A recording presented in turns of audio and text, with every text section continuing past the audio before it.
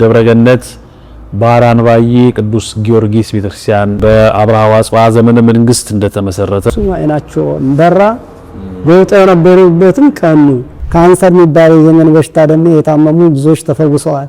እኔ አንዳችን የሚከፈለኝ ነገር ደመወዝሎትም የለም። ይሮ ክርስቶስ በውስጥ ይገኙበታል። ጽላቱም የቆየ ነው። በአብርሃ ወአጽብሃ ዘመነ በዋሻ ውስጥ የሚገኘው ጸበል አይፈስም አይጎልም። ለሰማዕቱ ቅዱስ ጊዮርጊስ አይኑ የታወረው የእስልምና እምነት ተከታይ በቦታው ላይ መጥቶ ተጸብሎ ድኖ በባውን አስገብቶ ነው እንግዲህ ሄደው። አሁን ያለው ትልቁ ችግር ምንድነው? ሰላም ጤና ይስጥልኝ። በመላው ዓለም ሆናችሁ ይህንን ሚዲያ የምትከታተሉ የእግዚአብሔር ቤተሰቦች ሁላችሁ እንደምን አላችሁ? ሰላም እግዚአብሔር ይድረሳችሁ። የተወደዳችሁ የእግዚአብሔር ቤተሰቦች ዛሬ አንድ እንግዳ ይዤላችሁ መጥቻለሁ። ከእንግዳዬ ጋራ አንድ ድንቅ ተአምራትን የሚያደርግ ደብርን መካንን ገዳምን አሳውቃችኋለሁ። በጎንደር የሚገኝ አንድ እጅግ ታላቅ ገቢረ ተአምራት የሚያደርግን ገዳም ማስተዋወቃችሁ ደብረገነት ባራንባዬ ቅዱስ ጊዮርጊስ ቤተክርስቲያን ይባላል። ይሄ ገዳም በአራተኛው መቶ ክፍለ ዘመን በአብርሃ ወአጽብሃ ዘመነ መንግስት እንደተመሰረተ ይነገራል። እንግዲህ በአራተኛው መቶ ክፍለ ዘመን በተለይ የአብርሃ ወአጽብሃ ዘመነ መንግስት እስከ ሸዋ ድረስ ወይም ደግሞ መካከለኛው አዲስ አበባ ምንለው ዛሬ መካከለኛው ኢትዮጵያ ድረስ መጥተው ከዛም አልፈው ብዙ ነገር እንዳደረጉ ታሪክ ያስቀምጣል፣ ብዙ ነገር ይናገራል። እንግዲህ ይሄን መካን ወይም ይሄም ገዳም በአብርሃ ወአጽብሃ ዘመነ መንግስት እንደተመሰረተ በኋላም በብዙ በተለይ ግራኝ አህመድ ኢትዮጵያን ከወረረ በኋላ ብዙ አድባራትና ገዳማት ብዙ ፈተና ደርሶባቸዋል። ይሄም ገዳም እንደዛ አይነት ገዳም ፈተና ያስተናገደ ገዳም ነው። ዛሬ ግን ድንቅ ተአምራትን እያደረገ ይገኛል። በአስም በሽታ የተያዙ ልጅ ያጡ መካን የሆኑ በዘመኑ በሽታዎች በካንሰር በኩላሊት በሽታ በሌሎችም በሽታዎች የተያዙ ሰዎች በሙሉ በዋሻ ውስጥ ባለው ጸበል አማካኝነት እየተፈወሱ የሚገኝበት ገዳም ነው። እንግዲህ የቢን ገዳም ዋና አስተዳዳሪ መላከ ገነት አለልኝ ቢያድግልኝን እንግዳ አድርጌ ይዤላችሁ ቀርብ ያለው ከሳቸው ጋር ቆይታ እናደርጋለን። አባታችን እንኳን በደህና መጡ። እንኳን ደህና ቆያችሁ።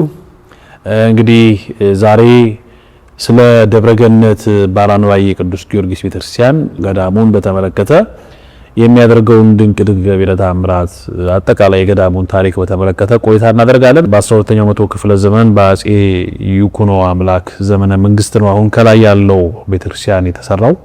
ጸበሉስ የፈለቀው በዚያው ዘመን ነው አብሮ ነው ወይስ በኋላ ነው ጸበሉ የፈለቀው? ጸበሉ ያው መጀመሪያ ቤተክርስቲያን ሲመሰረት በ4ኛው መቶ ክፍለ ዘመን ነው። አብሮ የኖረ ነው። ከዚያ ጊዜ ጀምሮ አብሮ የኖረ ነው። ዋሻ ውስጥ ነው ጸበሉ ያለው። ዋሻ ውስጥ የጸበሉ ሁኔታ እንዴት ነው? ባህር ነው ወይስ ከላይ የሚወርድ ነው ወይስ ከውስጥ እንደ ምንጭ የፈለቀ ነው? ባህር ናት፣ ምንጭ ናት።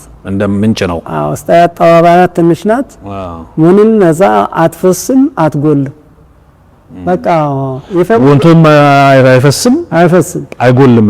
ሁሌ እንደሞላ ነው። በቃ 10 በሚል ቢቀዳም አይጎልም። የሚገርም ነው። ምንም ቢቀዳ አይጎልም። ወደ ላይም ወጥቶ አይፈስም። በልክ ነው ያለው። በልክ ነው። እንደው በጸበሉ የሚደረጉ ድንቅ ተአምራት እንደው በምስክርነት የመጣ ከሌላም ሀገር ሰዎች ይመጣሉ። እንዴት ነው ያለው ነገር? ጸበሉ ከየትም እየተነሳ አንድ ሙስሊም መጥተው አይናቸው ታውሮ ነበር፣ ወገባቸውን ገብቶ ነበር አሉ። እሳቸው ግን እዛ በህልም የቅዱስ ጊዮርጊስ እዛ በፈረሱ አድርጎ ዋሻው ላይ ሲገባየውት ብሎ በህልም አሳያቸው ራይና ያን ራይ ነግረው ሄደ ብትጠመቅ ልድንት ይሆናል፣ ሰማይቱ እኮ ሁሉም ታዳጊ ነው ምናምን የሚለው መልእክት ደረሳቸው። አዎ ተነገራቸው። ያኔ ዘው ግን መጡ ሰውየው። እኔ ስራዬ ሙስሊም ነኝ፣ ሃይማኖቴ የእስልምና እምነት ተከታይ ነኝ፣ ግን እግዚአብሔር እንግዲህ አዳኝ ነውና እኔ ልድን የመጣው ነኝ ብለው ሰውየው መጥተው ታሪክ እዛ ሲደርሱ አይናቸው በራ ወጣው ነበሩበትም ቀኑ ማዛይዘው ደልደል መባ ማለት 8 እንቅም ይባላል በሀገራችን። ደልደል መባ እየከፈሉ ለቅዱስ ጊዮርጊስ ይኖራሉ። ብዙ ታሪክን ለብዙ ማገር ለዓለም አዳርሰዋል፣ ተፈግሰዋል። ስለዚህ አሁን በተለይ እንግዲህ ዓለምን እንደሚያውቁት ነው ብዙ ዓለም የማያድነው በሽታዎች አሉ። ካንሰሩ አለ፣ የኩላሊቱ በሽታ አለ፣ ሌላውም በሽታ አለና በዛ ወደ ባራንባዬ ቅዱስ ጊዮርጊስ ገዳም ቢመጡ ሰዎች ሁሉ ከህመማቸው ይድናሉ፣ መካናት ይወልዳሉ እያሉ ነው። በጣም ነው። አይን መካንም አንዲት እናት 40 ዓመት መከና ቆይታለሽ። 40 ዓመት መከና ቆይታ አንተ ጊዮርጊስ እንደው እውነት ገብረ ታምርን ካሳየኝ እኔም ቢሆን ባላ አሜ እንደው አገለግላለሁ ብላ አዛይዳ እምነቱን ተቀብታ ጸሎሉም ታጥባ ሄደሽ በስንት ወሯ ነው ጸነሰሽ? እዛ ወንድ ልጅ ወለደሽ። እዛ ማይጸኗ ተፈቶ ብዙ መካናት እየሄዱ እዛው ጸበል እየተጠመቁ ወልደዋል። ካንሰር የሚባል የዘመን በሽታ ደግሞ የታመሙ ብዙዎች ተፈውሰዋል። የጨጓራ በሽታ የሚባል አለ ተፈውሰዋል። እንኩላሊት የሚባል የማንኛውም ነገር በሽታዎች እዛው እየሄዱ ይፈወሳሉ። ቁርጥማት የሚባል ነገር አለ እጅግ የሚያስር እሱ በደንብ አድርጓል። ይሁን ምን ደቂቃ ያቆያቸው። የሚገርም ነው። አገልግሎቱ በምን መንገድ ነው የምታገለግሉት? አሁን ሰው የደብሩ አስተዳዳሪ ኖት፣ ደሞዝተኛ ኖት። ካህናቱስ ደሞዝተኛ ናቸው? ዲያቆናቱ እንኳን ተራው ካህን እኔ የደብሩ አስተዳዳሪ ነኝና እኔ አንዳችን የሚከፈለኝ ነገር ደሞዝሎትም የለም። በፈቃድ በጸጋ ነው የሚያገለግሉት። በፈቃድ ነው። ሌላ ስራ እየሰሩ ግብርናውን እየሰሩ የግብርና ስራ ዘው ሰራለሁ። የቤተ ክርስቲያን ነው ያገለግላለሁ። ሁሉም ካህናት እንደዛው ነው ያገለግሉት። የሚደንቅ ነው። እዛ ያሉት በጣም ምን የራሳቸውን ስራ በግል ይሰራሉ። አገልግሎቱን ግን የእግዚአብሔር ቤተ መቅደስን ህዝቡን በነፃ ነው የሚያገለግሉት። በነፃ ነው የሚያገለግሉት። የሚደንቅ ነው። አይሰለቹም ግን እንደው ትተን የሚደውሉ አይ እኔ እንግዲህ ትተው ወደዚህ ትኬዳል ያሳደገ ታወት አይደል። የሚገርም ነው። በጣም ትልቅ ጸጋ ነው። ምክንያቱም ሰው ደሞዝ ሳይከፈለው እድሜ ዘመኑን በሙሉ እንግዲህ እርሶ አስረ ክህነት እዚህ እስኪደርሱ በህግ ተወስነው የቅስና ማዕረግ ላይ እስኪደርሱ ዩኒቨርሲቲያኑ አስተዳዳሪ እስኪሆኑ ብዙ ዋጋ ከፍለው ነው የሚመጡትና ይሄን ሁሉ ዘመን ያለ ደሞዝ ነው ያገለገሉት። ያለ ደሞዝ ነው። የለም ደሞዝ። ሌሎችም ካህናት እንደዚሁ ነው። ልብሰ ተክህኖስ፣ መገልገያው፣ መቀደሻው፣ ማይጠንቱ፣ የማይጠንቱ ጣኑ፣ ጧፉ እንደ ልብ አለ? ምንም የለም። እሱ አሁን የድሮ ነበረው ማህበረሰቡ ጧፍ ሰም የሚባል ነገር አለ። እዛ ባማም በምንም የነበረ የገዛም ድንበር በአሁኑ ጊዜያችን ግን ብዙ አይደለም። ልብሰ ተክህኖስ እንደው መቀደሻው አለ? የለም። የተቀደደ ነው። የተቀደደ ነገር ነው። ሄሌሬ ነው። የለም። የቆየ ነው። ወታውን ያየው ነገር የለም። የሚገርም ነው ግን ታሪካዊ ነው። ነገስታቱ የመሰረቱት ትልቅ ደብር ነው። ታሪካዊ ነው። ትልቅ ገዳም ነው። በውስጥ ያለው የብራና መጻሕፍት ድሮ ቃላዋዲ የሚባሉ መስቀል ብዙ ቅርሶች አሉት። የድሮ ቅርሶች በውስጥ ይገኙበታል። ጽላቱም ራሱ ጽላቱም የቆየ ነው። በአብራው አስባ ዘመን ነው የድሮ ጽላት ነው። የሚገርም ነው ግን ይሄ ሁሉ ሆኖ ገዳሙን የሚጎበኝ እንደው የለም። የአካባቢውም ተወላጅ ዞር ብሎ ማየው የለም። የአካባቢው ተወላጅ ሙዙም እንደው ከሀገር የወጡ እንደው የገዛ ማያደርጉ ምንም ያገዘው የለም። ገዳሙን ለማስተዋወቅ እናንተ ብዙ አልሰራችሁም ከዚህ በፊት? አይ አሁን ፊት ብዙም አይደለም። አንድ ንቁ ሚዲያ የሚባሉ እኔ ለዚህኛው ቤተክርስቲያን ብዬ ነው መጥቼ ነበረ። አላግም መጥቼ እንደዚህ ነው ስላቸው ያው ነገር መንፈስ ቅዱስ ቤተክርስቲያን ምናምን በጨዋታ ካለ ምናምን ሲሉ አለ ምናምን ብዬ እነሱና አተባብረን እኔም ቢሆን ለምን እናንተ አዲስ አበባ ተነስታችሁ ጉልበታችሁና ገንዘባችሁን መስዋዕት ስታረጉን ጉልበቴን መስዋዕት አደርጋለሁ ብዬ ያን አሰርተን እነሱንም ቢሆን እዛ ያሰራው ምክትል ስራ አስኪያጅ ነው ተመስገን ለገሰ ይባላል። ቦታው ላይ ሄዶ ነበር፣ አይቶት ነበር። ቦታው ሄዶ በይዞት እግዚአብሔር ቀኑ ቢያምር ቤተ ክርስቲያን እንሰራዋለን የሚል ቃል ገብቶልን ነበር እንጂ ከዛ ውጪ ወደ ገዳሙ መጥቶ ገዳሙን ያገዛ አካል የለም። አሁን ያለው ትልቁ ችግር ምንድነው? እንግዲህ አልባሳቱን አንስተናል። መቀደሻ ያስፈልጋል። መጎናጸፊያው ለቃል ኪዳኑ ታቦት ያስፈልጋል። ማይጠንቱ ጸሎቱ የሚያደርግበት ዕጣኑ ያስፈልጋል። ጧፉ ዘቢቡ ያስፈልጋል። ከዛ ውጪ ግን እንደው አሁን እንግዲህ እርሶም እንደነገሩኝ በናዳ ምክንያት የደረሰበት አደጋ አለ። ነው ምንድነው አሁን አንገብጋቢው ችግር? ቤተክርስቲያኑ ራሱ አገልግሎት አቁሟል። ስለዚህ አሁን ኦርቶዶክሳውያን ይሄንን ፈዋሽ ገዳም የሚገርም ነው። አሁን ቅድም የነገሩኝ የሚደንቅ ነው። ጸበሉ እንግዲህ በመኪና መጥተው ቢቀዱትም አውግልም አይሞላም አይፈስም ባፈለገም ይቀዳም። እንዲህ አይነት ድንቅ ገቢረ ተአምር የሚከናወንበትን ይሄንን ታላቅ ገዳም እንግዲህ እንደነገሩኝ እርሶም ያው በምስሉም ተቀርጾ እንደመጣው እንደምናየው በወረደበት ናዳ አማካኝነት ዋናው ቤተክርስቲያን ስራ አቁሞ በመጠለያ ውስጥ ነው ያላችሁት። ስለዚህ ትልቁ አንገብጋቢ ነገር ይሄ ናዳው የወረደበትን ቤተክርስቲያን መስራት ነው። አሁን ግን ለመስራት እዛው ላይ ነው የሚሰራው ታሪኩን ጠብቆ ወይስ ቦታ ተቀይሮ ነው የሚሰራው? ቦታ ተቀይሮ ነው። መጀመሪያ የነበረበት በአራተኛው መቶ ክፍለ ዘመን የተመሰረተው የነበረበት እዛው ላይ ነው መሰራት ያለው። የሚታቀደው ወደዛው ነው። መልካም እንግዲህ በመላው ዓለም ያሉ ኦርቶዶክሳውያን ምንም እንኳን ፈተና ቢበዛባቸውም ጫና ቢበዛባቸውም ተአምረኛውን ይሄንን ታላቅ ገዳም የቅዱስ ጊዮርጊስ የሰማዕቱን ቅዱስ ጊዮርጊስ እንግዲህ ባራንባዬ ቅዱስ ጊዮርጊስም ያግዛሉ ብለን ተስፋ እናደርጋለን። አካውንት ቁጥር ይኖራል። ያን የአካውንት ቁጥር የገዳሙ አይደል? አካውንት ቁጥር የገዳሙን አካውንት ቁጥር እናስቀምጣለን።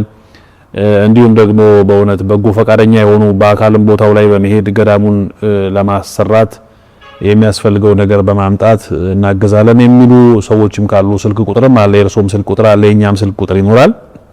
ይሄን እናስቀምጥና እንግዲህ ኦርቶዶክሳውያን በመላው ዓለም ያሉ ተረባርበው የሚቻለውን ነገር ያደርጋሉ ብዬ አስባለሁ። ከዛ ባሻገር ደግሞ ኦርቶዶክሳውያን እንግዲህ ባራንባዬ ቅዱስ ጊዮርጊስ ገዳም አባታችን እንደነገሩን በዋሻ ውስጥ የሚገኘው ጸበል አይፈስም አይጎልም፣ ቢቀዳም አይፈስ አይጎልም፣ ከሞላም ደግሞ አይፈስምና ከካንሰር፣ ከኩላሊት፣ ከተለያየ በሽታ ከጨጓራ፣ ከአስም፣ ከነርቭ ከብዙ ነገር የሚያድን ተአምረኛ ጸበል ነው። እንዲሁም ደግሞ እንግዲህ አስቡ 40 ዓመት መካን ሆነው እንደ ሳራ ከእድሜዋ በላይ ማለት ነው እንግዲህ በሰው አይቻልም የተባለን እናት ልጅ የሰጠ ታላቅ ቦታ ነው።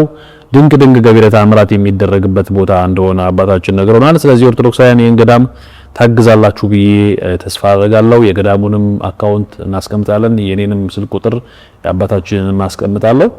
እንደው በመጨረሻ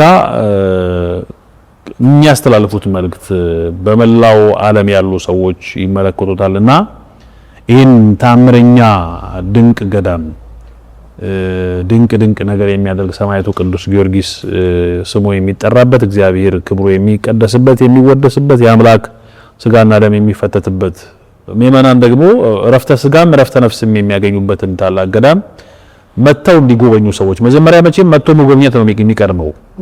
ከዛ በኋላ ደግሞ ያለውንም እገዛ እንዲያደርጉ መልእክት ያስተላልፉ እስቲ አባታችን። እንግዲህ በአማራ ክልል በሰሜን ጎንደር ሀገረ ስብከት በጠለምት ወረዳ በአብና ቀበሌ ውስጥ የሚገኘው የደብረ ገነት ባራንባዬ ቅዱስ ጊዮርጊስ ቤተክርስቲያን ጥንታዊ አንጋፋ ሲሆን ትካዩም በአራተኛው መቶ ክፍለ ዘመን በአብርሃ ጽባ ዘመነ መንግስት የተተከለ ነው።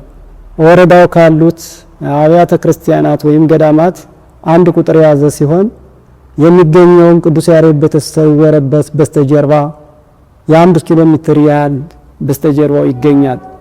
ላይም በላይም ያለበት የሚገኝበት ብርቅዬ ድቅዬ ዋሊያ ቀይ ቀበሮ የሚገኝበት ጥንታዊ ገዳም የዋሻ ጸበል ያለበት ዋሻ ጸበሉ ብዙ ካንሰር ማንኛውም ነገር ያለውን ዘመናዊ በሽታም ይሁን ቀደም ይዞ ብዙ ገቢረ ተአምር እየተሰራበት የተገኘ ቤተክርስቲያን ነው።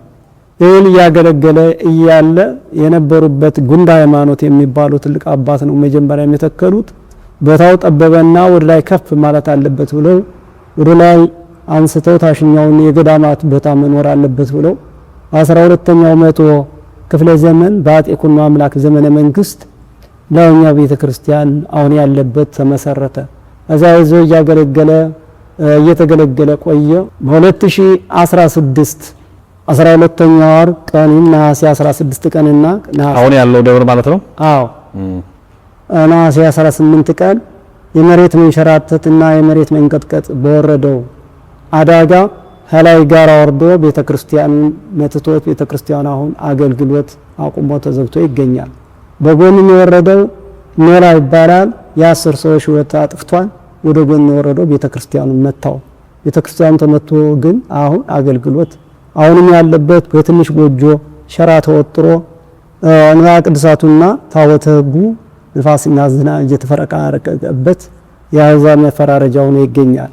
አሁንም በውጭም በአገር ውስጥም ያላችሁ ለዚህ ቤተክርስቲያን የተቻላችሁን ያህል አስራታችሁን በኩራታችሁን አቅማችሁ የፈቀደውን ቤተክርስቲያኑን ዙራችሁ እንድታዩት ወገን ደራሽ ነውና እንድደርሱልን የምንለው እኔ በስንት ነው እዚህ ቦታም ለመድረስ የቻልኩት በስንት ቦታ ዙሬ ነው። ዛሬ መንገዱን በጣም የተጨናነቀበትና ጊዜያችን ነውና በትግራይ ዙሬ ነው የመጣሁት።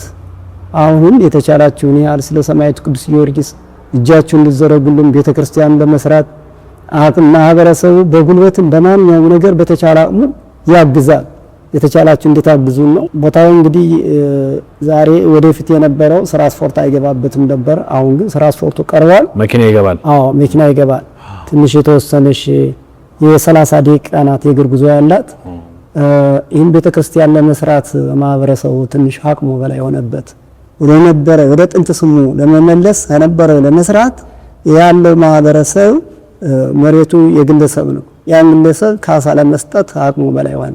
መልካም አባታችን እንግዲህ መልእክቶትን በመላው ዓለም ያሉ ኦርቶዶክሳውያን ያልሆኑትም እንግዲህ እንደነገሩ ይርሶ ወገቡ የገበጠ አይኑ የታወረው የእስልምና እምነት ተከታይ በቦታው ላይ መጥቶ ተጸብሎ ድኖ በባውን አስገብቶ ነው እንግዲህ ሄደው። ስለዚህ ዛሬ ዓለም አቃተኛ ያለችውን የተለያየ በሽታ የጸበሎች እየፈቱ ጸበላት እየፈቱ ነው ያሉትና ባራንባዬ ቅዱስ ጊዮርጊስም እንግዲህ ድንቅ ገቢረ ተአምራት የሚያደርግ ገዳም ነው። ስለዚህ እንደነገረኝ ደግሞ እርሶን ጨምሮ አስተዳዳሪውን ጨምሮ ካህናቱ፣ ዲያቆናቱ ያለ ደሞዝ በጣም ትልቅ ነገር ነው። እንግዲህ ያለ ደሞዝ ምዕመናን ኦርቶዶክሳውያን እንግዲህ እንደምታውቁት ነው ከተማ ላይ ያለው አድባራትና ገዳማት ያሉትን ሁላችሁም የምታውቁት ነው። በዚያ ግን አፈር እየገፉ እያረሱ የእግዚአብሔርን ቤትና የእግዚአብሔርን ሕዝብ ግን እንደቀደመው ስርዓት ያለ ዋጋ በነፃ አባቶቻችን እያገለገሉ ያለበት ቦታ ነው። ስለዚህ ይህን ገዳም አንድም በረከት እንድናገኝ ከበሽታችን እንድንፈወስ ቦታውን ብንረግጥ ብናየው በተለያየ አይነት በሽታ ተይዘን የተጨነቅን ሰዎች በሙሉ ወደዚያ ገዳም ሄደን ብንባረክበት ብንድንበት፣ አንድም ደግሞ ታሪካዊ ገዳም ነውና እንደዚህ ያለ ዋጋ የሚያገለግሉ አባቶቻችን ልብሰ ተክህኖ ንዋየ ቅድሳት ያስፈልጋቸዋል፣ መቀደስ ያስፈልጋቸዋል። ደብሩንም ገዳሙንም መስራት ስለሚያስፈልግ በተቀመጠው የስልክ ቁጥር እየደወላችሁ እኔን ልታገኙ ትችላላችሁ፣ አባታችንን ማግኘት ትችላላችሁ። እንዲሁም ደግሞ አካውንቱን ከስር እናስቀምጣለን። ግን ያደረጋችሁ ሪሲት በቴሌግራም ባስቀመጥኩላችሁ ስልክ ቁጥር ብትልኩልኝ በእውነት በረከት ታገኛላችሁ። አባታችን እንግዲህ መልእክቶት በሁሉም ቦታ ይደርሳል። ወደፊትም እንግዲህ የተገናኘን ስለዚህ ታላቅ ገዳም እንነጋገራለን። ሰዎች እስኪያግዙት ችግራቸው እስኪቀረፍ ድረስ በጋራ እንሰራለን። ስለመጡ ግን ይህንን ሁሉ ኪሎ ሜትር አቋርጠው እንዳሉት በትግራይ ዞሮ ነው የመጡት። እጅግ ፈተና ያለበት አካባቢ ነው። ያንን ሁሉ አቋርጠው መጥተው እዚህ ይህንን ታላቅ በረከት ስላካፈሉን እግዚአብሔር ያክብርልን፣ እድሜና ጤና ይስጦት። ወደፊት በጋራ የምንሰራ ይሆናል ማለት ነው። ተመልካቾቻችን እንግዲህ ለዛሬ ይሄን ድንቅ ገቢረ ተአምር የሚያደርገውን የባራንባዬ ቅዱስ ጊዮርጊስ ገዳምን ታሪክ በዚህ መንገድ አካፍያችኋለሁ። አባታችንንም እጅግ እናመሰግናለን። በሚቀጥለው በሌላ ዝግጅት እንገናኛለን። በሌላ ዝግጅት እስከምንገናኝ በያላችሁበት ቸር ቆዩ።